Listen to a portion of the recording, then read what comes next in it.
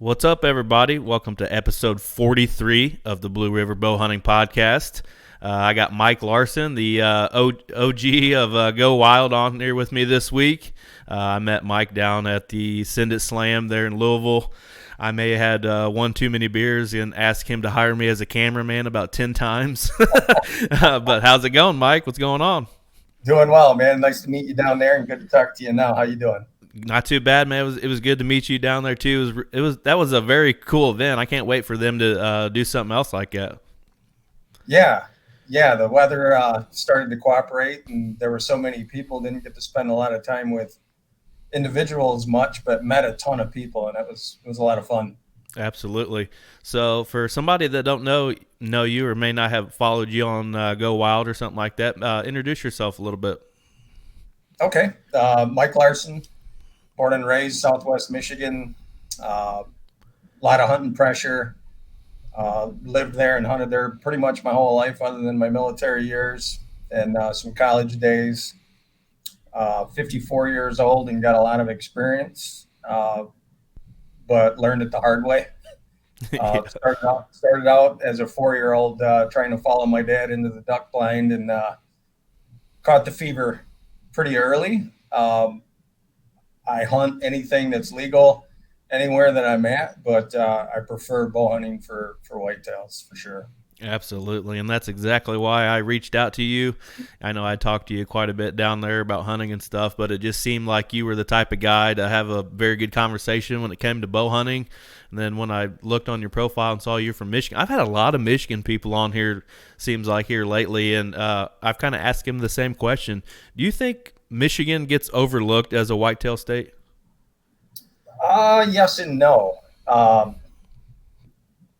There's pockets. So the Upper Peninsula has the romantic history in hunting, and I think a lot of people still travel up there. There's the smaller rural pockets that hold a lot of deer that may have somebody from the next town over, but it's pretty rare for me to run into somebody without estate plates.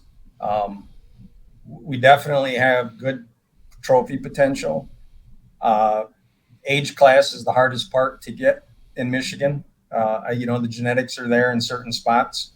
You just got to let a deer get old enough. If you're looking for that big buck, and if you're not, God bless you. If you're just looking to put meat in the freezer and spend some time outdoors and harvest your own food, that's awesome. But if you're looking for a Pope and Young class or better, you've got to narrow it down, and you got to find a way to get away from the crowds. Yeah, that seems like it anywhere anymore. It seems like just got to get away from that crowd.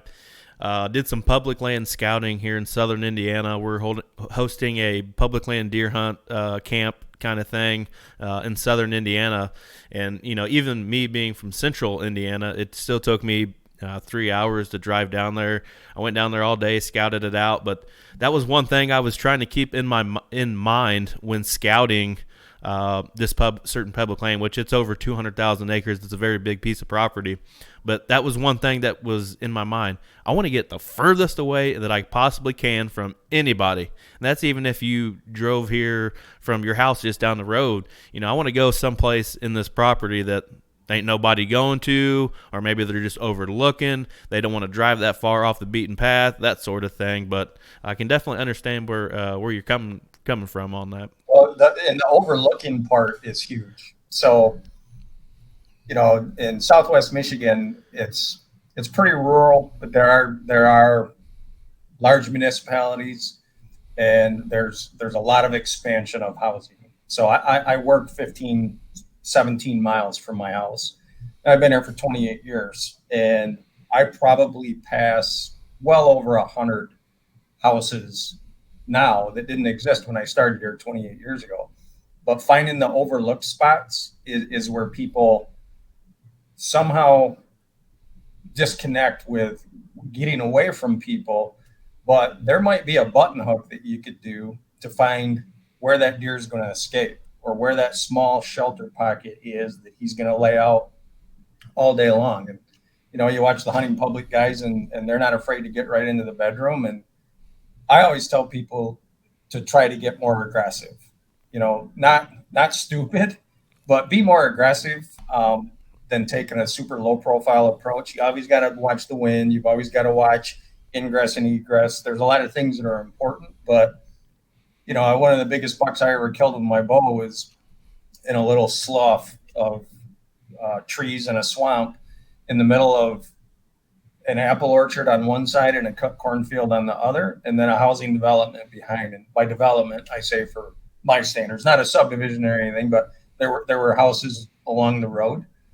And that buck just knew that was a small enough, thick enough spot for him to get into. And social pressure amongst deer is another big one too. So you get into the good bedding areas, and if they're huge and they're big enough to hold a lot of does and fawns, those bucks aren't going to be in there. Maybe the yearlings will, but if you wanted to chase a mature buck, you not only got to get as far away from people as you can, but then find those little pinch points and spots along the way where that buck's going to feel safe and hold up. Absolutely. I couldn't have said that better myself. My bread and butter for the last 10 to 15 years, fence rows. And I know what you can probably contest to that.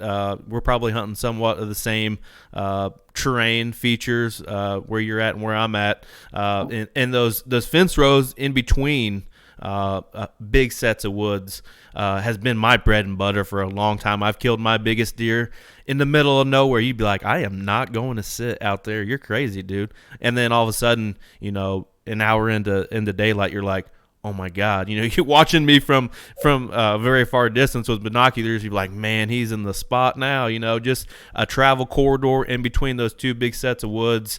You're surrounded by ag. You can only hope at a certain point in your sit, maybe you get a hot doe or something during the rut or something to make them run wild and get.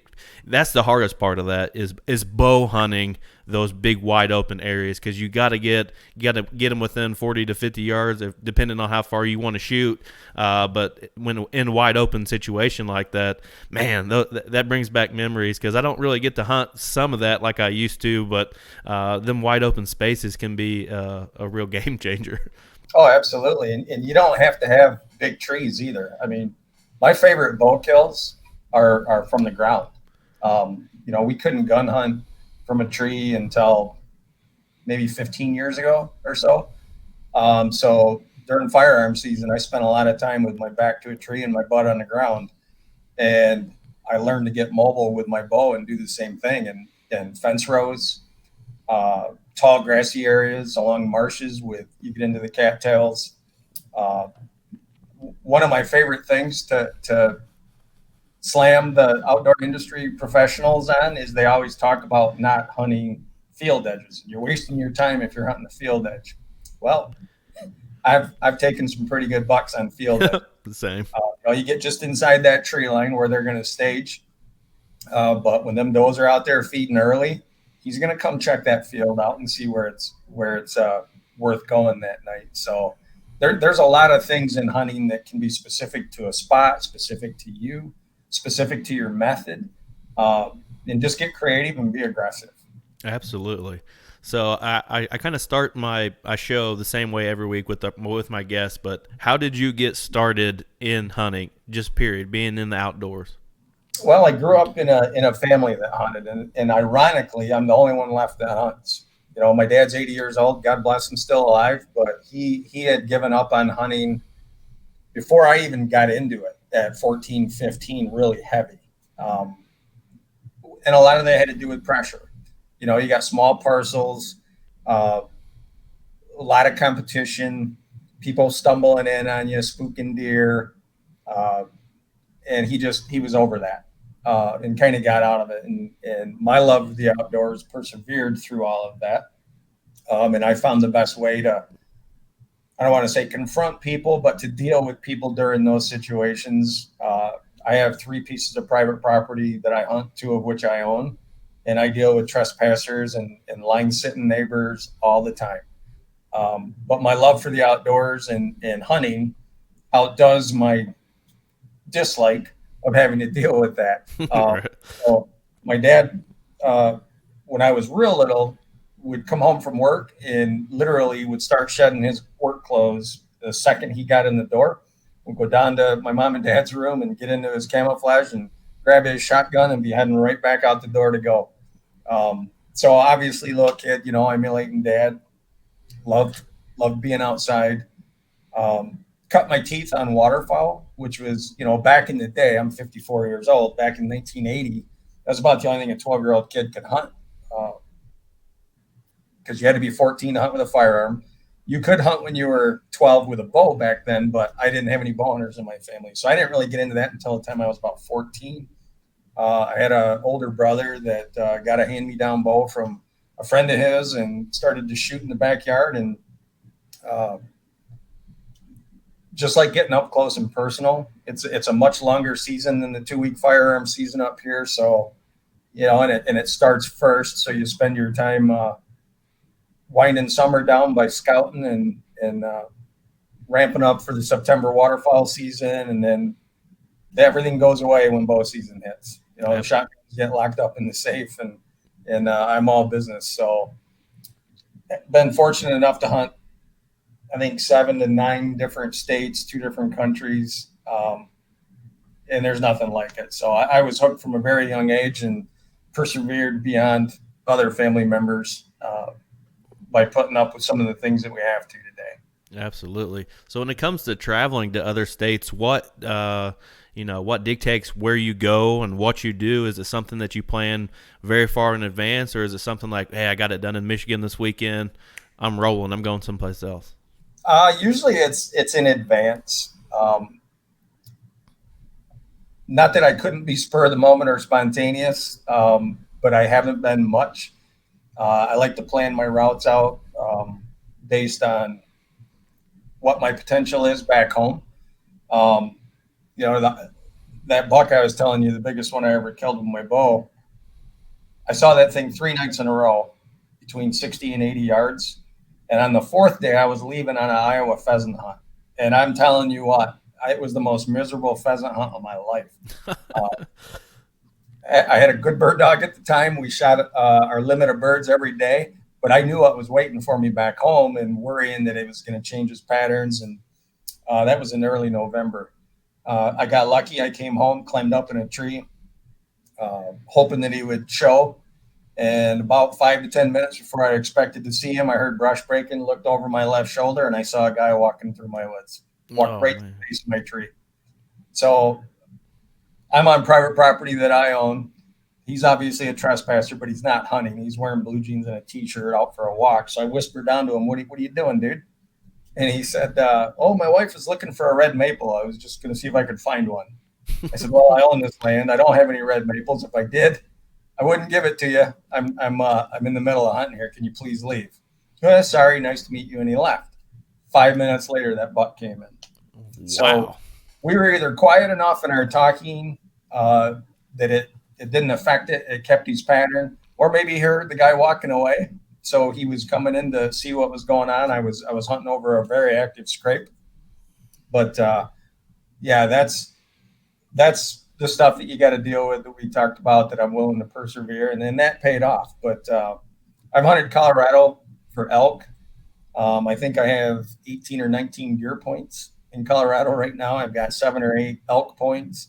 I've hunted Montana back when it was easier to do over the counter and you didn't have to have the weighted draw. And that was the frustrating thing for me, is you'd figure out west. That's the hardest part about hunting other states, is learning their system, learning their rules, learning the areas. We would get a spot figured out and all right, this is going to be our go-to hunt every year. Well, then they would change things up and that unit became draw only, or you couldn't buy a license 2 years in a row. So basically what I do, I shot a nice buck in Oklahoma last year. A buddy of mine wanted to get out west, was going through some personal problems, and I jumped online and went back to what we talked about a minute ago. I want to get as far away from possible. Oklahoma's not on a lot of people's radar. I mean, most people know there are good bucks there, but it's not Iowa. It's not Colorado. It's not, Montana, the big states that you hear about. And we went down there. We had a good time. He shot a big 10-point. I shot a nice 8. And when we ran into the locals there, they were absolutely amazed. it's kind of like what I said earlier about not seeing out of state plates. Every person that drove by our camp and saw our truck sitting there had to pull in and ask, "Why are you guys here from Michigan?" That's So I just awesome. told them, I closed my eyes, threw a dart, and it hit. Did some searching on the internet, found this area, but to my surprise, they were begging us to come back. That Really?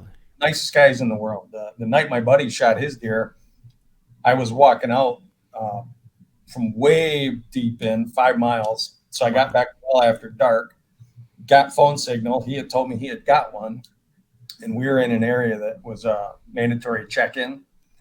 So he told me he was going to be at the check station and not at camp, and to bring the truck and my cooler and meet him there. So as I'm walking down to our camp, I hear a guy say, "Hey," yelling up to me as I'm coming down with my headlamp on. Sorry, but I'm the one that left that note. So I'm thinking, okay, if you left a note at our camp, did we bother you? What's going on? He goes, no, I wanted to invite you guys over for food and drinks. That's So awesome, man. you don't run into that very often. Hmm. So I just said, well, my buddy got one. He's up at the check station, almost into town. We're not going to get back till 11 midnight. Appreciate it, but we're going to have to take a pass. And he said the lights will be on. So sure enough, we got back into camp at 11 o'clock at night, and they came over, grabbed us, gave us free beer, That's awesome. fed us some stew. So that's the kind of place I'll want to go back. Absolutely. There are a few places that I've hunted and didn't enjoy it. There was an area in Colorado that 5 of us hunted our butts off for 6 days. Nobody saw an elk. You got to be careful with droughts. You got to be careful with fires. There's a lot of things that can come in and change an area. So, but that's half the fun. Just Right. like you went on your scouting trip 3 hours away. If you didn't enjoy that part of it as well, you probably wouldn't do it. Right. We got out into the mountains and we saw new territory. And at my age and experience level, I'm not devastated if I don't fill a tag. Knock on wood, I haven't eaten a lot of tags, but that's really not what it's about. So Absolutely. I that's kind why of I I hunt. I kind of same thing kind of happened to me last year. I killed the last weekend in October here, or well during the week, but it was the last week of October here. I've always kind of wanted to go to Ohio. I live really close to the Ohio line. I kind of did the same thing. I did a little research. I probably should have done more than what I did. I threw a dart somewhere. Just happened. A lot of other people threw the same dart, I think, and they had a free camp kind of set up. So we rolled over there, set up, and next thing you know, I think every campsite in the whole place was taken up. It was hard to go a couple hours in the woods without seeing multiple people. Even when we went deep, which when I got to a certain point, I thought there ain't no way somebody walked as far as I did today. Well, I thought wrong because I ran into a lot of people, mind you, very, very, very nice people, especially the people we camped next to. They were from Pennsylvania. They had had success in Pennsylvania and came down, kind of did the same thing we did. We ended up being kind of neighbors with them for the week. Kind of same thing. We drank beer and had food with them, and talked to campfire stuff all night, sort of deal. But I love just the deer camp in general. I love talking with people, meeting people from every which direction, and I'm really excited about the event that we got coming up in October this year because same kind of thing. There's people coming from all over, and it's just going to be a real good time. I'm looking forward to it. It's funny you say that because I said earlier how I come to work and I see all these extra houses that were there 28 years ago. So 25 years ago, when I first started hunting out west, the rule of thumb was get a half mile off the road and you're on your own. And it was true. You younger guys, you get out there. Yeah. I mean, I still do. But I'll tell you what, it's harder to get away from the crowds than what it was 20 years ago. 20 years ago, that's all it was about camp. Guys would probably crack a beer between their legs and drive the trails and drive around during prime time hours. Then they'd go back to camp and they'd play cards or they would take a nap or do that kind of thing. And now, man, Oklahoma, I was able to get away. there was a fair amount of hunting pressure there. The year prior, I think that unit, they had to check in. Like I said, you had to check your deer in. On day 4, I think they had well over 100 deer. I shot mine on day 4. It was the 8th deer checked in. Wow. And the biologist out there was just shaking his head because we went 100%, 2 for 2. And there were a lot of the locals that were just not getting their deer. Well, it was 90 degrees. So jumping topics ahead a little bit with my WTF, what's the W stand for? Water. So, early October, 90 degrees in Oklahoma, deer's got to drink. So we found water. We sat on that. We had to put the miles on. There was a lot of closed roads, no ATVs or anything allowed. So it was on foot. I think I posted on GoWild 47 or 48 miles I covered in that 4 days. Wow. Now, granted, that's going in and going out, but 5 miles one way in and then sitting it all day, literally all day. And that's another thing I'm a big proponent of. Time in the stand, you got to have it. Definitely. Once you get back at night, that's when you want to crack a cold one. That's when you want to, swap stories, do that kind of thing for me. But man, you young guys get out there. 5 miles though, that's pretty deep. Question for you, because to be honest, I'm fairly new at the public land thing. I've hunted private property my whole life. Just in the last couple of years have I done the public land thing. How in the hell would you get a deer out 5 miles back in there by yourself? A deer cart? So we took a cart, and I'm going to be honest with you, and I could say we had to drag the thing uphill both ways for 5 miles through quicksand. But so the biologist, when you go camping out there, you have to camp in a designated spot. Right. So Colorado, you go anywhere. You can spike camp it. You can throw everything on your back and get in and sleep under whatever tree you feel like that night. This place in Oklahoma, there were these little pockets that they would brush hog along the road, and you had to camp there. So that's why we were so tight with everybody, is there was only so many of them in that whole unit. Mm-hmm.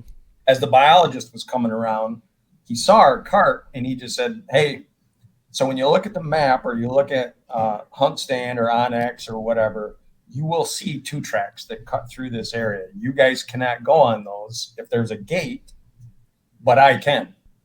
So I was 5 miles back, shot my deer, called him on the phone at 8:30-ish at night and told him where I was. And he said, yep, pull it straight south till you hit that 2 track. I'll be there in a half hour. That's awesome. So it was awesome. I drug the thing over to the side of that, sat down, set my equipment, and watched the stars starting to twinkle with the darkness setting in, listened to the coyotes, and 20 minutes later, I saw headlights putting through. That's awesome. So it worked out really, really good. But the first bull elk that I ever shot, I was 2 3/4 miles in and about a 2,500 foot drop in elevation from where we were camped. It took me 2.5 days by myself to get that thing out of there. Oh, wow. So it was quartered up, hang it in the trees, do everything you read about in outdoor life as a kid, take your underwear off and throw it next to the carcass so that the bears and everything will smell that human scent and not want to come in and steal your meat. So I've done it all. I've done the long drags. I've been lucky and been able to drive right to it. We've done the quarter impact thing. You just got to go with what you can. And that cart that my buddy bought to take out there, we never got to use, but I'm telling you, it's a sweet deal. It's like a big stretcher that ambulances use with 2 huge, almost motorcycle tires on it with a big old axle. And in those sandhills, 5 miles feels like 15. Oh, So I guarantee it. Being from Indiana and central part of the state, if you ever been to Lake Michigan and run the dunes, where every step, your feet dig in about 6 inches, and it's work out there.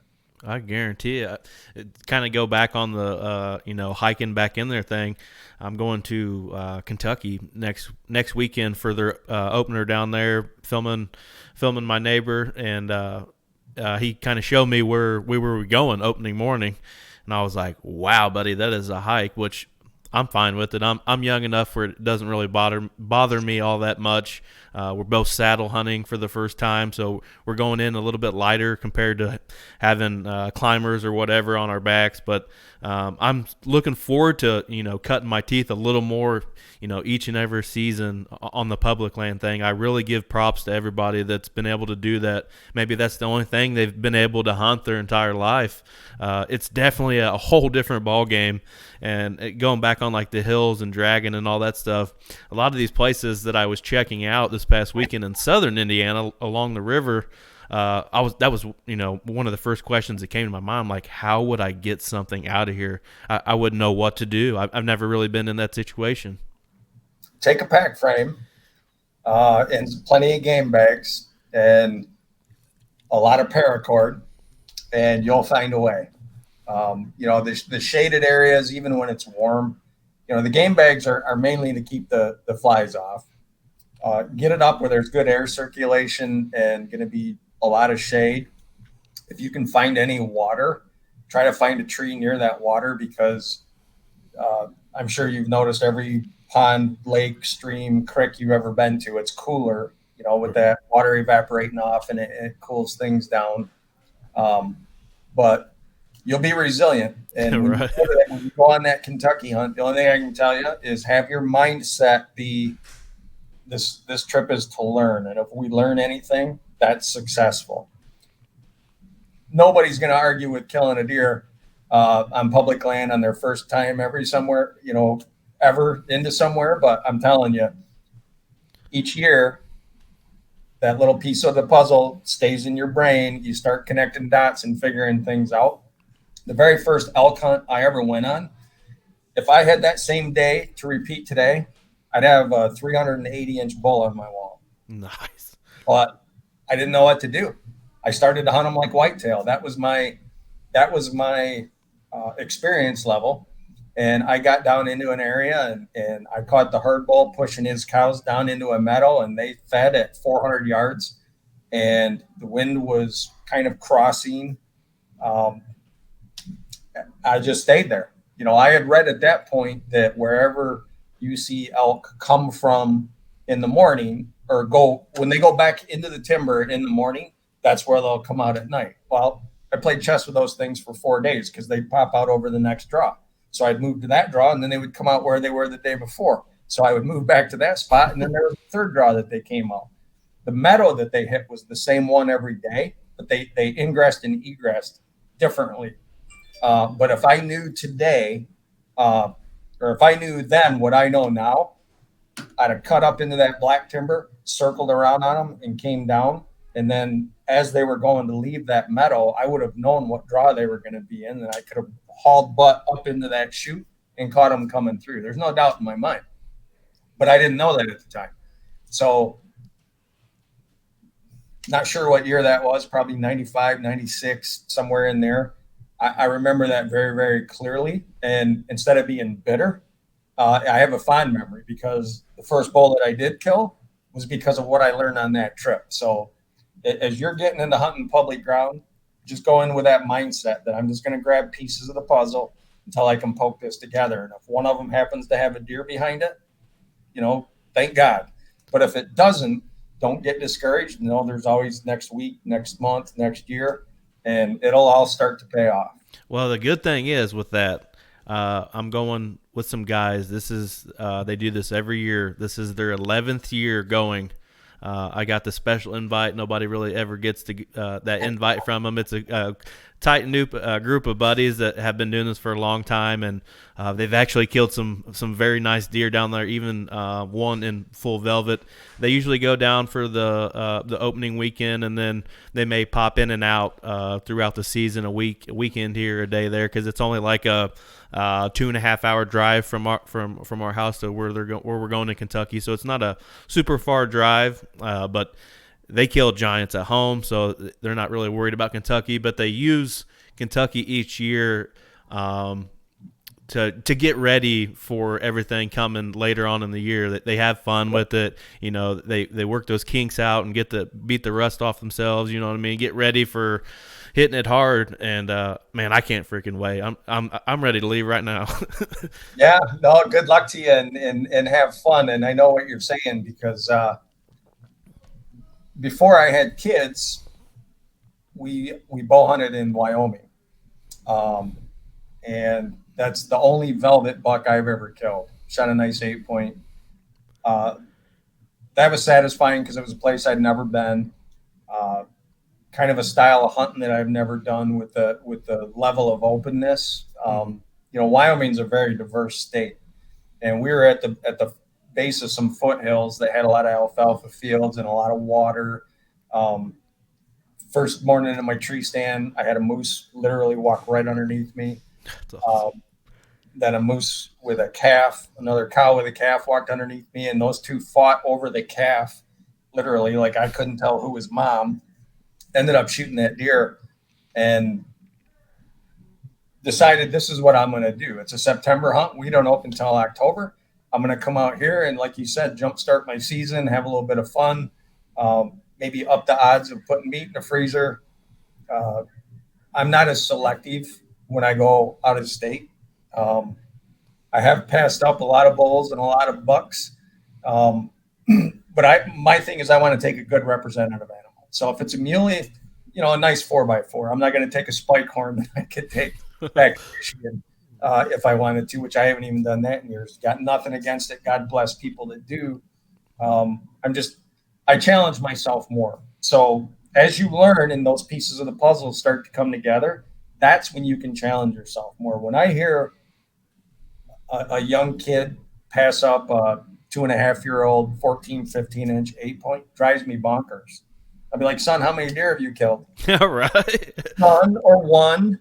And I'm like, okay, well, you're going to need those kills under your belt when that giant steps out, because the more experience you have in drawing back on an animal, letting an arrow fly, tracking and trailing, blood trailing is a very, very important skill to get and to learn from and experience.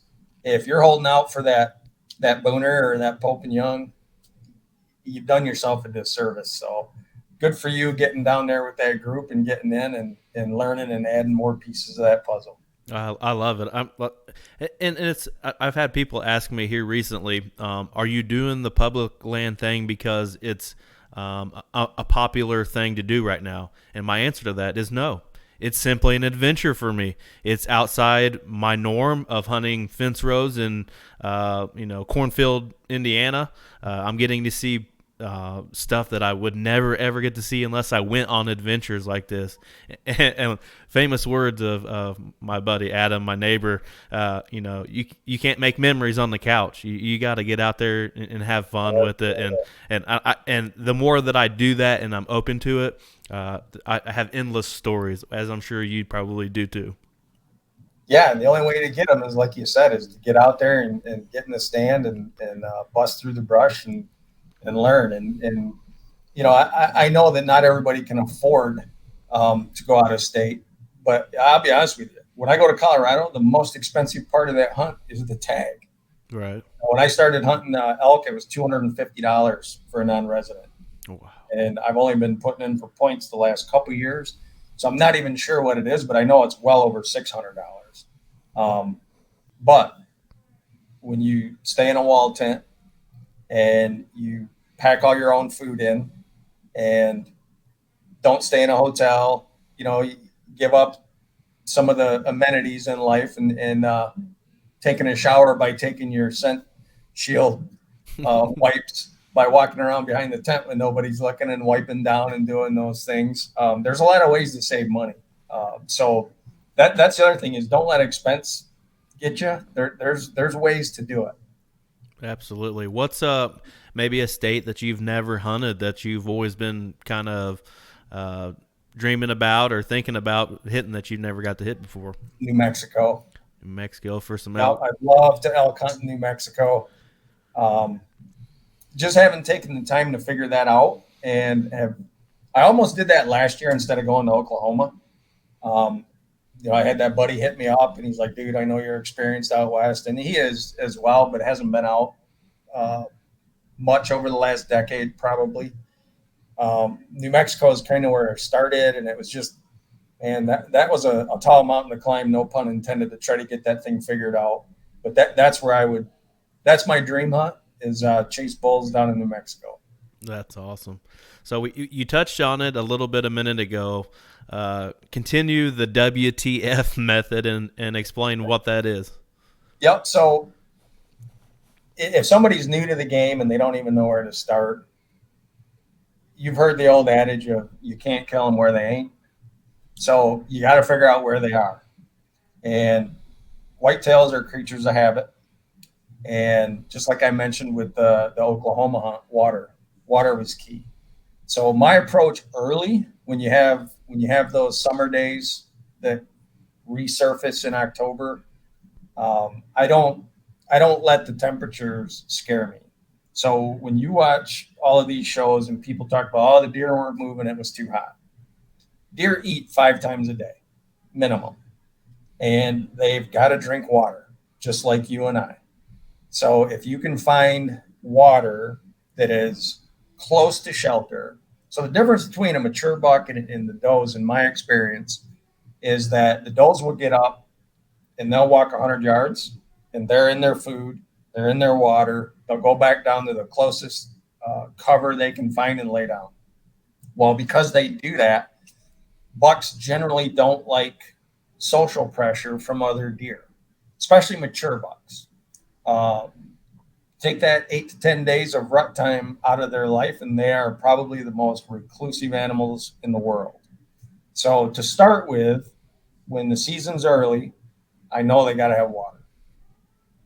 So that's what I try to focus on. I try to hunt close enough to those little pockets of thick shelter that buck's probably going to hang out in, and then try to figure out how's he going to approach water. Where can I set up on that so that he's going to come by me, but I'm keeping the wind in my favor and all of the other things that you need to do.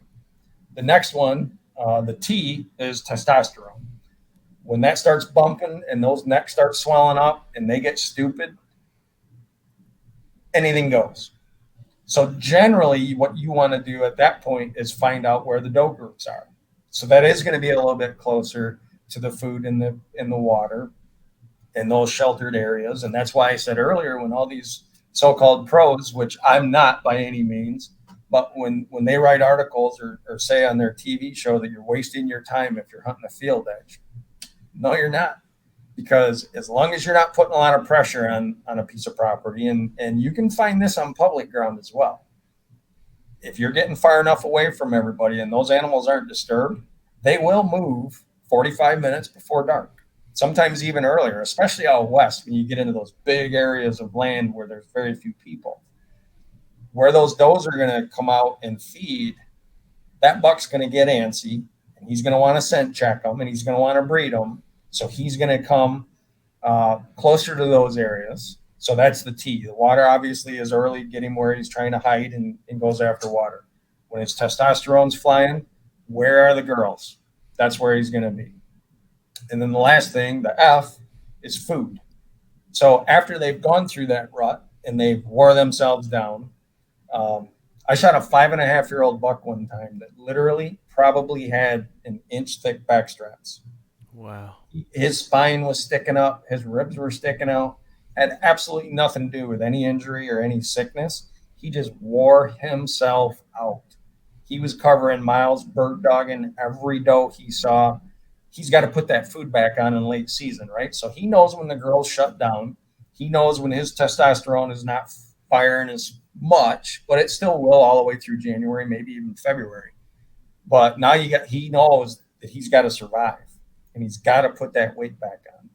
So public ground, you're going to find pockets of food.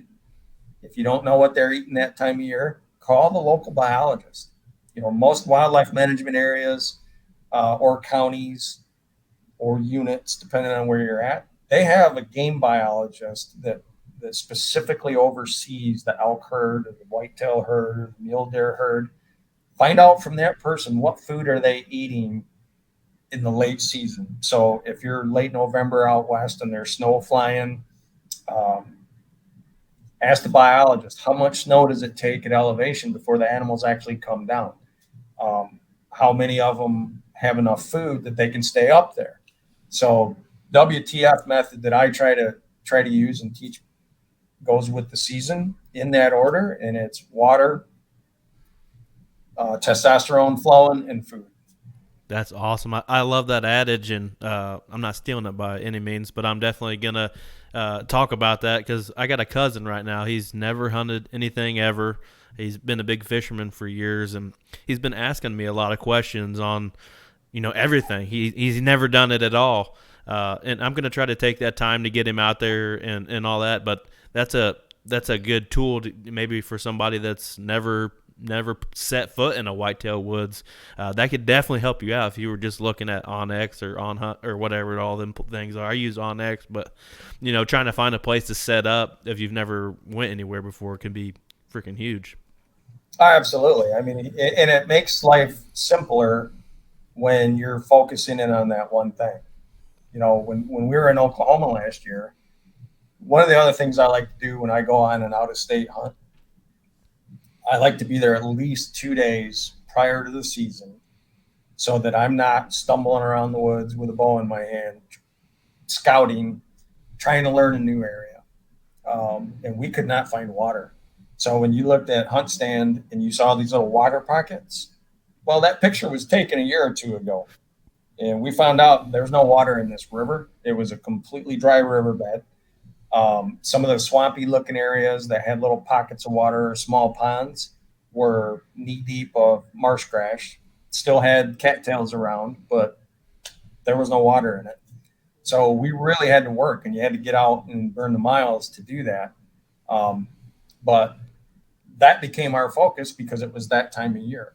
So rather than just striking out and trying to find deer sign, that's a needle in a haystack potentially. So water. Other times rut hunts, and then you're where are the girls hanging out? Where are the thicker areas around that the buck is going to want to cruise? You start seeing these trails that look like a rototiller went through the woods. That's your go groups. That's your family groups. That's they're comfortable. They're in and out the same way every time. So start looking for those secondary trails and runs along with rubs and scrapes and all that other stuff. But I'd rather set up on a less worn trail than a well-worn trail because that less worn trail is likely a buck. And obviously I fill doe tags and stuff just like everybody else, but Right. But that again is focused on what time of year is it? Where are we focusing on the WTF method? Just kind of apply that as the season goes on at the right time, and it gives you a place to start. So for your cousin who's new to this, just give him that basic principle, and then he's going to start learning things outside of that. But that focus is going to put him more at ease with knowing, hey, I'm doing something I should be doing. Well, I tried to explain to him. I said, don't jump into this. Let's get your feet wet. Let's ease you into it. I said, I've been doing this for, I'm 33 years old. I've been doing it since I'm 14, 15 years old. There's still some stuff that I learn every year. I'm no expert by any means. Seems like I learn something new every year. And I told him, I said, it'll take you a while just to figure out deer and their behavior. I said, after you figure that out a little bit, it'll get easier for you because you're going to know kind of how this all plays out. Like you said, you start with the water, with the WTF method, and you have water, kind of where I start off here in Indiana where I'm at. It's near water, but I like to hit the acorns right off the bat, and then as it progresses, it's a little different. But then late season, we got so much ag. You got the beans and the corn and all that stuff. They hit that stuff after post rut. But just figuring that out as it all plays out can be so beneficial for yourself. No, absolutely. Because obviously water and food, that's 365 days a year. Right. But when you get into those segments of the year where they're more important, and you're absolutely right, acorns, soybeans, and there's a point when the beans shut down. So when they first start to dry, but they haven't ripened and they haven't completely dried, they'll walk away from them. Yep. You plant brassicas in a food plot, they're going to love the greens off of that. But then there's going to come a time where they've got those down mostly. They're starting to dry out and brown up a little bit, but the radishes and the kale and the turnips and everything else hasn't had that freeze yet to sweeten them up. So they abandon that area completely. A lot of guys will give up and they'll just hunt the same stand day after day. A deer will pattern you Mm-hmm. way faster than you can pattern them. Oh yeah. So the ingress and egress, like I said earlier, is super important. Don't burn a spot out, especially when it's not going to be the most high percentage time for that. Absolutely. So when we had talked before, messaging back and forth, you said that you were a type of guy that you didn't waste anything when it came to, a deer or whatever you were taking, and that you were perfecting the cooking wild game.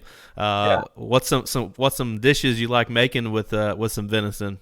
So you name it, literally, Right. literally anything you can think of. The biggest key with wild game is to not overcook it. Mm-hmm. And I don't think a lot of people realize, and disclaimer, I'm not a doctor, but you can pretty much eat venison raw. Mm-hmm. It doesn't carry the salmonella and trichinosis and all the other stuff that processed food and bears and boars have. So don't overcook it.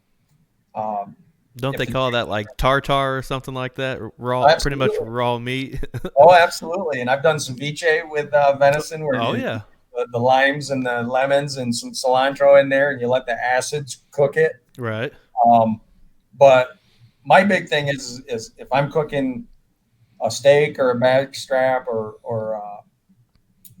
anything that I'm going to either do on the barbecue or on a cast iron, I pull it at 120 degrees and wrap it in aluminum foil and just let it sit for at least 5 minutes. That temp will come up to right around 125, 130 degrees, which is rare. Might be a little bit of red in the juices, but most of it's clear. Um, but I've done the ossobuco thing. I do ribs. Mm-hmm. Yeah, we do ribs too. Most people just strip that and throw it into their grind. I'm not gonna lie to you. I have not ground venison in 8 years, 10 years, Mm-hmm. because I've found other ways to cook it. That biologist in Wyoming I was telling you about. Not only was he nice enough to come out and pick me up well after his work hours, and I don't know if it was because we were from out of state or what, but he was a super nice guy, and he loved what he does for a living, right? So having an opportunity to age a deer, hear the story behind it, learn from what it was doing through me saying how I got it, all of that. He weighed it because that was part of the check-in, and I asked him. I said, "Hey, while it's hoisted, can I shut the barn down for you? Can I skin it and quarter it and do all of that?" And he's like, "Sure." So I grabbed my stuff. He left the room, and I thought he was either going to leave or go sit in his office. He came back in with a knife and a saw. That's awesome, And man. he basically said, "How do you want to do this?" So I told him how I wanted to cut it and what I was doing. And he was absolutely amazed. He said, "In Oklahoma, you're pretty much only legally bound to take the 4 quarters. So the back straps, the uh, rear quarters, and the front quarters is about all ever anybody takes. They throw the neck away, they throw the ribs away, and I don't mean like they throw them into a grind pile. They They literally throw them throw away. them in the 55-gallon drums they have there for throwing your bones and stuff into. And I call it the flank steak. I don't even know the true name for it. But when you're gutting a deer, you got that piece of meat, that big flat from the Yep. last rib to that hind quarter that comes around. I even cut those off and rolled them up and twined them. And he just looked at me and he said, "What are you doing with that?" Like, Some "Oh, fajitas. no, actually, I I do know. that as well." But what I shared with him, because I did the one side and I told him fajitas, but I didn't roll those up. I just threw it in a Ziploc bag and threw it in my cooler. I started to roll that one up, and he said, "What are you doing with that one?" And I said, "Well, this is the better, cleaner piece with no bloodshot wounds or anything." And I told him, "You lay that out flat, smear it with some sour cream, sprinkle some raw sausage on it, put some peppers in there, and then roll that bad boy up, and then slow smoke it at a real low temp. Wrap it in bacon so that you still get some moisture in there because there's not a lot of fat on wild game, we all know. Mm-hmm. And when you slice that, you just have this big log roll of, Oh man, man. Oh, making me hungry. oh, I know. He was absolutely amazed. He's like, man, it did his heart good to see somebody. Now, I'm not going to lie. You'll see people in GoWild talking about eating testicles. Not this guy. Kidneys, not me. I've been in restaurants when I was in the military overseas where they, adrenal glands. I pretty much, the only organs that I eat is I save the liver for somebody that I want to give it to that I know will eat it. But I will smoke or pickle the heart or fry it up for breakfast. I save the hearts off of everything. Geese, ducks, pheasants. They're phenomenal. I've never actually tried venison heart. We were actually just talking about this weekend. The guys, I met up with some guys to do that scouting thing. We got the old Coleman out and made a lunch up and everything, and we were talking about venison heart. And he said, "Have you tried that before?" I'm like, "No." He's like, "Oh, come on," acting like that I wouldn't try it. I said, "Buddy, that's just something I've never." I grew up in a hunting family just like you did. That's not something they ever saved or cooked or anything like that. I think with some onions, I probably would like it. Oh, I guarantee you would like it. I guarantee you. That there's so many ways to do that, but usually what I do with my hearts is I dice them up into very, very small little pieces and then take not sure if you're familiar with Type Calorie Seasoning Company, but they have a Fire Forged sea salt, which is kind of like a hot salt, or some Cajun, and I'll just douse that in a baggie, shake it up, and then fry it, and have it with some hash browns and some eggs. It's like chorizo sausage. That sounds so good. Dude, it is phenomenal. I might have to try that if somebody gets one down in deer camp. Maybe make up almost like you said, almost it almost be like an omelet if you threw some eggs and stuff in there with it. Oh, absolutely, and I'm telling you, dude, you will be the hero in camp. Bring some Cajun spices, or go out and buy some Fire Forged sea salt or whatever else your favorite. I have like some sriracha pink salt, and that's about what you're talking about. There you go. Yeah. Yep. Just, and I mean liberal. Man, Take the lid off of it. Yeah. Well, my dad always teases me because that was one of the other reasons that he got out of hunting is he shot his limit of pheasants every day for a decade and absolutely loved pheasant. Ducks, geese, he would eat those. Venison, he could not stand it. Now, God bless my mom, God rest her soul, love her to death. She overcooked it, right? And he never liked it. So he would always tease me if I'm making something and was using a lot of seasonings. He would say, "Oh, it's to cover up the taste." It's like, well, no. I mean, you go to a restaurant and buy $100 steak, which I can't afford, so I don't do it. But I guarantee you, put salt, pepper, and garlic on that thing. Nobody just takes a slab of meat and cooks it. Right. But with your organ meat, if you spice it up, that'll take away any of the gaminess that is going to be inherent in the organ meat.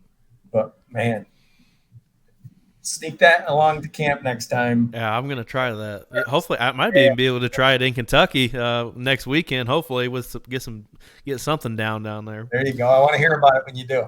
Absolutely. So I'm gonna kind of skip some gear talk tonight. I'm gonna get you back on at some point. Conversation's too good not to have you back on, so we'll come back to that next time. But I want to know a couple other things, like when it comes to whitetails scent game. Are you a guy that's religious about putting your clothes in the tote with all the stuff and washing it every time you hunt, or how is your scent game with whitetails? So here's my scent game. I am as scent conscious as I can possibly be without buying any product that says it's going to eliminate my scent, because Right. it's not. Right. So, and I don't want to get sued by any of the companies for saying their products don't work. You can do that on your own. So what I will do is I will use unscented deodorant. I will wash my clothes in baking soda so that you don't have the perfumey scent. I will do anything I can to minimize the scent that I know exists. Um, Here's a true story on an elk hunt out west. My brother-in-law was struggling finding animals. So I took him up into where I had found a lot of sign, and it was at the end of the day. So we get up at 2:30 in the morning the next day. It took us 4 hours to get to where we wanted to go. Sun rises. The rule was first one to see a bull, that's your bull. So I see a nice 5x5 with a couple cows. We're moving in on that. And he keeps saying, man, that thing is huge. Man, that thing is huge. And I said, yeah, it's a good bull, dude. But why are you like so freaked out? Realized we're working this way on the bull that I saw, and he sees a bull further up the draw. Long story short, he ends up killing that bull. We spent all night packing it out, go back in the next day to get the last load. And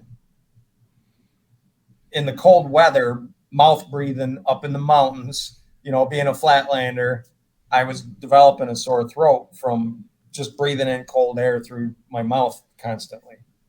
So I popped a cough drop in. This goes to the scent thing. And he turned around. He was behind me. He taps me on the shoulder. And he's like, dude, what the hell are you doing? Aren't you still trying to hunt? Because he had filled his tag, but I'm still carrying a weapon, trying to, branch off while I'm helping him if I can. And I said, if they can smell that, they can smell our armpits. They can smell everything else. All right. I swear to you, true story. Snowing like crazy. We hear a loud pop, drop down to our knees, and we had 15 to 20 elk less than 20 yards away, filter right by us. And he's like, shoot him, shoot him. Well, I knew what caliber of animal were there. I was using a lot of points at that time, and I wasn't going to shoot the 3x3 or the forky or the spike. I was holding out, and I'm thinking Herbal's going to be bringing up the rear, so I'm ready. And they just disappeared. But my scent game is to eliminate as much as I can, but not freak out, because I'm always going to use the wind. I'm always going to make sure that my ingress and egress doesn't leave a scent trail where I'm expecting animals to come from or going to smell me right away and figure me out. So that's the best thing I can say. If that ozonics thing was legit, where somebody could prove it to me, and the testimony will swear that it is, I would probably invest in one of those. But they're not cheap, No, and they are not. I've killed a lot of deer without one, so that's probably what I'll continue to do. Absolutely. Kind of put you in a scenario because I was in a different boat for a long time. I think when I grew up, I watched a lot of the Outdoor Channel. They put that a lot in my mind, I think, and I was just so conscious of it. Say we shot a doe that night or something, and I go back and I may have like a little blood streak on my pants or something. I had to wash them. I had to wash them before the next morning hunt. It was just something that was put in my mind, I guess. Well, I'm around these guys now that are killing absolute. I can't even emphasize that enough. They're killing absolute giants, and they're laughing at me. Like, dude, what are you doing? Like, quit doing that. Just be self-conscious. I mean, don't go, spraying gasoline on your clothes. Keep some of that stuff in mind, but just don't think about it too much. And if you just play the wind and all that kind of stuff, it's going to benefit you anyways. If they're that close and they can smell your breath, and it's something that you need to be, pulling the trigger on, you probably need to be pulling the trigger on if it can smell you. Yep. But I prescribe to that exact same method. The only thing that I'll do, so outside of human scent, the bow kill that I was telling you about, where the neighbor walked in on me, and as soon as he left, I got this buck. What I was doing was I was slipping in there every day that I could around work, but every day at noon that I could, I would go in and I haven't used this in a decade, but at that time I had a bottle of Tink 69. I swear that kept that thing going. I would put a couple drops of that in that scrape, and I think that you can change their pattern because if you use a drag rag or if you use any of the attractant scents, they they will key in on that and they can tell that was put down an hour ago versus 6 hours ago. I mean, their sense of smell is so strong that if you ever see a buck bird dogging nose to the ground on something, if you didn't see the doe that left that trail, that was because she went through before you got there. Um, they're not going to do that in the morning because I've had those that I know were in estrus come by me at 15 yards because every 6 and 7 and 5 and 8 point in the woods was chasing her all over the place. Right. They would disappear to the north, let's say. That night, you see a mature buck come out and he's scent checking an area, stumbles across all of that. It will pique his interest and he'll check it out. But if it's not hot enough for him to think this is like going on right now, fresh, I've seen him check the area out, scan a little bit, and then just keep bird dogging the same direction they were going and not key off on that. Well, I was the But type of guy like I would spray my boots off and all that stuff walking in. Once I got up in the stand, I'd get my dead downwind wipes out and wipe myself off if I was sweating or anything like that. But the question I was kind of getting to is, I'm headed to Kentucky next weekend. It's gonna be 80 something degrees. I've never really hunted in 80 something degree weather unless it was turkey hunting in the spring. Sometime we got a heat wave. But how can I control my scent all for the 5 or 6 days that I'm going to be there when I'm going to be sweating that much? Is it just something I just kind of got to put in the back of my mind and just push forward, or is there something that I can do? I would go with the mindset that you can minimize it. So I mentioned earlier about the scent wipes Yep. out west, and that's your shower. I mean, you are going to build up some scent, but my goal is to minimize it. So if you use unscented deodorant, which you don't have to buy the HS specialties or the All right. you got to cut that because I'm mentioning names. I apologize, but you don't have to buy the big name specific sprays. You can literally take some baking soda and a little bit of peroxide, mix that with water, shake it up. You can spray your boots. Rubber boots are obviously going to hold less scent than leather boots. So um, personal hygiene is to try to be as clean and scent free as possible. And by scent free, I just mean don't go out and buy the Alpine Fresh whatever brand, Right. the perfume or the Axe or any of that. But if I were you, I would take some of the body wipes that are not going to eliminate your scent, but will minimize it because you're right. It's going to be 80 plus, and you're going to sweat just sitting there. Yeah. And at some point, your shirt. So I do buy the antimicrobial shirts. Same. Scent Lock, which was a Michigan company, and I actually knew those guys back in the day. Knew a lot of the cameramen for their outdoor shows and that kind of thing. That's the charcoal impregnated stuff. Yep. I get the more it's considered antimicrobial. Mhm. Cotton is your worst enemy. Oh yeah, I'm not even messing with that. Do the stuff that breathes really well, dries out good, and just pay attention to your hygiene. I don't know if you're going to be able to use the restroom or if you're Yeah, we're staying at a campground down there that's got all the amenities, shower and all that stuff, and we are happen to stay in a brand new 40-foot camper, which has got really nice amenities too. So I'm gonna bring like I think it's I don't think it's H&S Strut or whatever. It's something. I have the deodorant.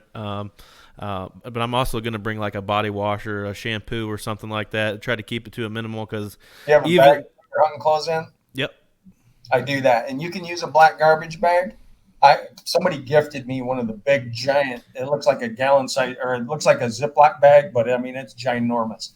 I can literally fit all my clothes in there, and I'll seal it up except for that last inch. and then I'll roll it and then put my knees on it until I burp all the air out of it and seal it up. Because my wife does a lot of cooking, I do a lot of cooking. My hunting clothes are kept inside my house. I've had times where I've stripped dang near naked out on my porch when I come in from a bow hunt because Right. I smell through the vent that she's cooking hamburgers on the cast iron, and it's like, man, that's gonna murder my clothes. And I just washed everything, so I have that sitting in the mudroom. I'll crack that door, grab that thing out, and but that's as far as I go. That's cool. Yeah, I'll definitely keep all those things in mind for sure. So, do you have a hit list going into the 2022 fall season there in I Michigan? do, I do. I've actually got four, um, and here's the funny thing: I do not have a single picture of any of them since January. But that's actually a good thing because what I had told you earlier, I feel like I'm doing something right.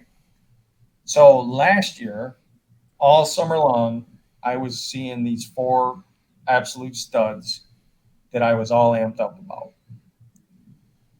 By the time gun season came around, I had two line sitters that will literally in the morning. So I'm already on my stand for 45 minutes.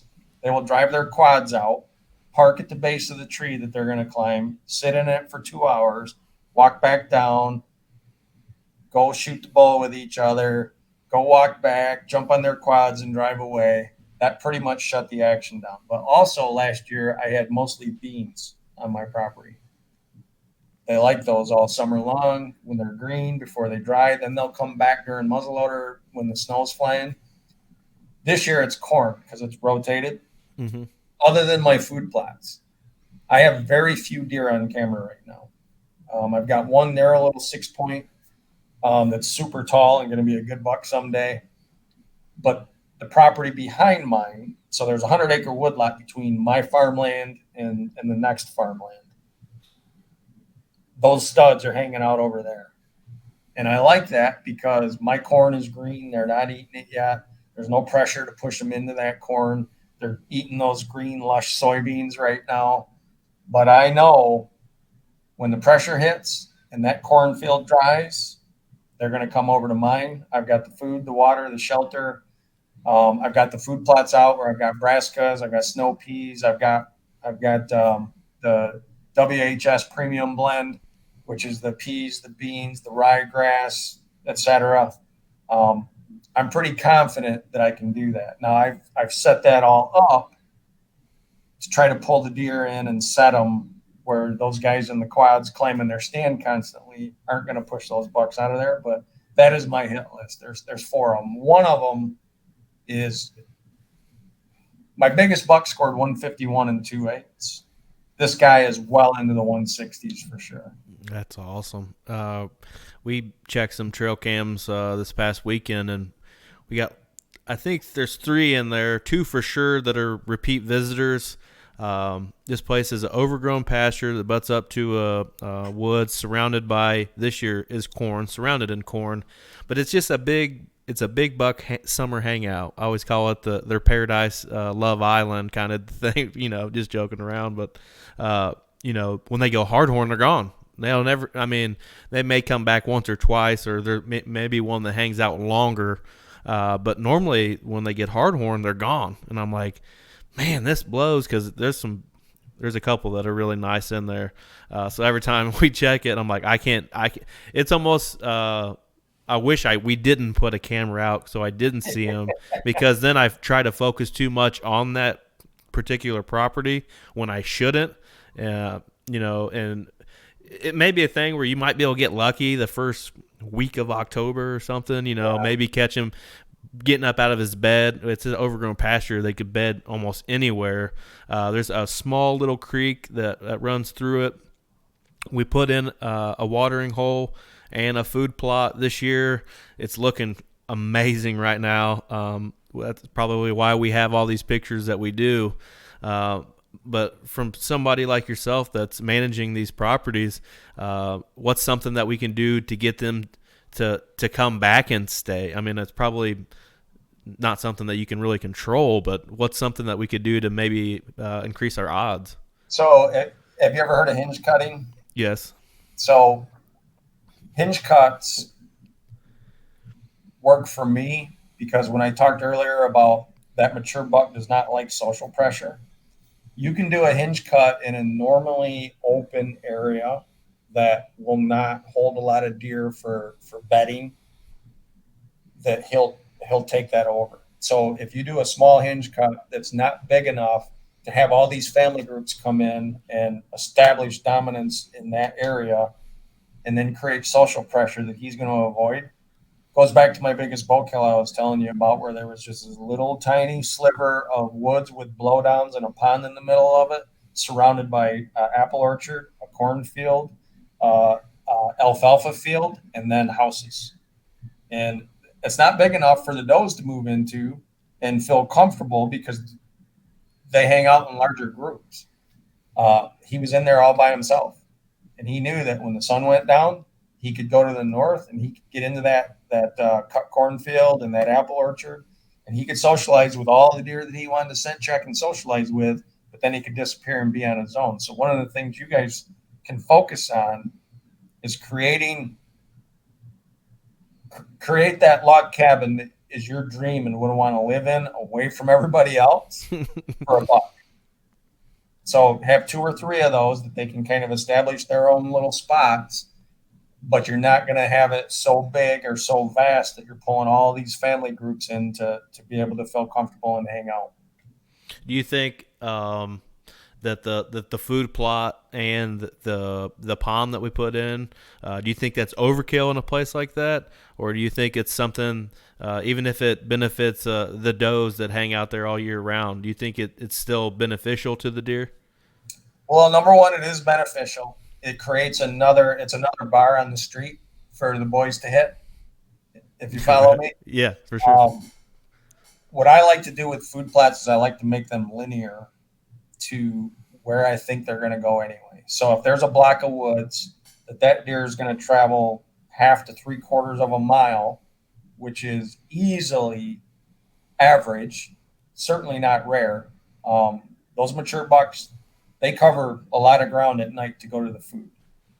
I like to have linear food plots that will guide his path. So when you talked earlier about deer focusing on acorns, deer like to have a variety in their diet as well. There's certain times a year that they key in or focus on a specific one. But I've got mine set up where there's obvious bedding and then there's obvious ag. And I create that transition zone that they're going to go from one to the other. I set that up in a way to try to pull them through where and when I want them to. And then I set up on those. So no, you're not overkill with your food plot and you're not overkill with your pond. May not be set up the best way because you didn't think of that up front. But now that's something I'd ask you to ask yourself. You don't even have to get into it now, but ask yourself, where is that from where he's going to spend most of his time in his bed to where he's going to spend most of his time after dark? Because deer are not nocturnal. Nocturnal means only at night during the day and you run at night. Those bucks are feeding 5 times a day like everybody else. It's just those ones during the day. They're getting up and they're moving 15 or 20 yards and they're hitting browse. They're hitting high stem count foods. And then they're laying right back down. Yeah, this place, it kind of looks like Kansas, kind of wide open. What trees are in there? I mean, it has some undergrowth that's a little bit with some smaller trees, but most of them are like huge where you can couldn't even get a stand in it if you tried. But there's a fence row on the west side of it that's kind of like a hard line going into this bigger set of woods. When I say bigger set, I'll say 40 acres, 50 acres maybe. And there's like a line in between that pasture and what's corn now. We'll say it's 7 foot wide and it's like a fescue CRP type of grass. So there's already like a hard line right there. And we found one tree that we can get into, and off off that tree there. It's maybe 30 yards ish to this food plot, but they always bottleneck down that hard line on the east side of an oak flat right there, where this little creek runs through there. And it's not really much of a creek; it's more of a field runoff type of situation. But we always keep seeing this buck. This is 8-pointer we've seen there. He's probably a 140 this year. He's been there the last several years. He actually dodged an arrow last year from my buddy that I filmed that's on our team, but he kept standing up in the middle, right dead middle of this pasture. He would stand up and he would kind of disappear into that drainage ditch, because it was kind of a steeper incline. Even we were up 20 plus feet in the air, we still couldn't see him down in there with the grass growed up and the decline down into it. But we just tried to think of something that would maybe get him to that hard line to come right down to us, instead of being popped out in the middle of this pasture every time that we have an encounter with him. Well, when you said there was a tree that you could get up in, that's another thing that I like. So, it doesn't have to be a fence line. If there's a transition area that has a large opening in it and there's one tree in the middle of it, how many times have you seen deer walk through a wide open field that had a tree in it, but not get within 50 yards of that tree? Right. That's cover for them. It's like a little island of trees right there. And I wish I could paint the picture for you. There's big trees everywhere, sort of. Like I said, it's more of an open area. Kind of reminds me of Kansas a lot. But the way we set up in that little island of trees, we set up on the east side, which is like the furthest east tree of these 3 trees. So when there is leaves and stuff, it's actually one of the trees is actually a walnut, which can piss you off when the walnuts start falling. But we kind of have a backdrop to us. Now, if we'd set up one tree over kind of right on the edge, we wouldn't really have much of a backdrop from any which direction that they would come from. But this, we get a lot of northeast, northwest winds at this place, and they can be super beneficial. But if we get any wind that heads south, we're screwed, because it's blowing it right into where all these deer are at. So we definitely pay attention when it comes to wind at this place, because there's no point of even going in there, because it's just going to blow your scent right into where they're all laying down. Right. Yep. No, and that's why you'll have some spots that are perennial hot spots, and then that can change, but predominant winds, I usually set my stands up for a west or a northwest wind, but I always try to have, a spot that I can slip into with a south wind, with an east wind. Not sure about you guys, but man, oh man, the last 5 years, we've had more east winds than I can remember. And that is the worst possible wind for me at every place that I hunt. Yep, same. And I killed last year on an east wind. Yeah, they're horrible. But in early season, back to your cousin that was getting into it, there's a such thing as an observation stand too, where absolutely I've hunted places where I knew I'm not going to kill a deer tonight, and it's in season, but I'm far enough away that I can see where they're going to go, and then I can set up and move on them. And that's why saddling and one sticking and a lot of those things are so nice, because you can just be so mobile and move. But one day I went out, and this was during firearm season, and we got to use shotguns down here, or a straight walled cartridge rifle. I set up on an observation, fully expecting I don't even know why I pulled the gun up in the tree with me. And I ended up shooting probably one of my top 5 bucks. That's he awesome. Came out and did exactly what I never would have guessed. And I got it. So it goes back to being out there. Yeah, absolutely, for sure. What's some goals you have for yourself for the 2022 deer season? Probably so this is the first time in a lot of years I'm not expecting to go out of state. I may end up going back to that spot in Oklahoma if I score back home prior to that. That's the 3rd week of October. My primary goal is to get as much time in the woods as I can with this current setup. You know, I've told you I've got the line sitting neighbors that have really creeped out of nowhere. From 2007 to 2018, I shot 3.5 to 5.5 year old bucks every year off this place. I haven't shot a buck, period, in the last 2 years on this particular farm. I've passed up a lot of 1.5, 2.5 year old potentials. Um, but my goal is to get enough time out there to figure out how to defeat those line sitters. I made my first move with the way I put my plots in. I did dig a pond, and I don't mean a water hole. I dug an Actual pond. pond. Um, I did some hinge cuts up in a piece of timber that's a little bit closer to the road. So I'm trying to get the deer to jump from being generally south of me to generally north of me. So that's my goal, is to spend as much time as I can to try to figure out what I did that worked, what needs to be tweaked, what totally screwed me if I made a mistake, because I won't know until the season hits. But that's what I'm hoping to do. That's my primary goal. That's awesome. Well, buddy, I appreciate you coming on here. I definitely got to get you back on here at some point. Maybe have a little a gear talk, or maybe you get one down. We can add a story in there with it. And I definitely got to get you on this spring when I do Spring Thunder Series. I know you're a big turkey guy like I am, so I'd love to do a little turkey talk, kind of like we did on Whitetails tonight. But man, I appreciate you coming on, man. It's good to see you again, and hopefully Send It Slam has a repeat somewhere, and we'll run into you again, and I'll buy you a beer this time. Well, I appreciate that, man.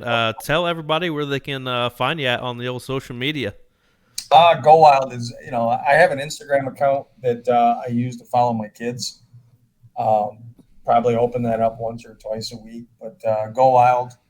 I've been on that since September of 17, when I think they rolled out in July or August of 17. I'm pretty active on there, at least a couple times a week, if not more. Definitely during the season, logging my time and some of my trophies and experience. But yeah, Mike Larsen with an E. Yeah, everybody, if you're on the GoWild, which I've pushed it so much on the show, they're probably sick of me pushing it. But if you're not a part of GoWild, go check it out. It's an awesome app. You log your trophies. You get discounts on Vortex, Garmin, all that sort of stuff.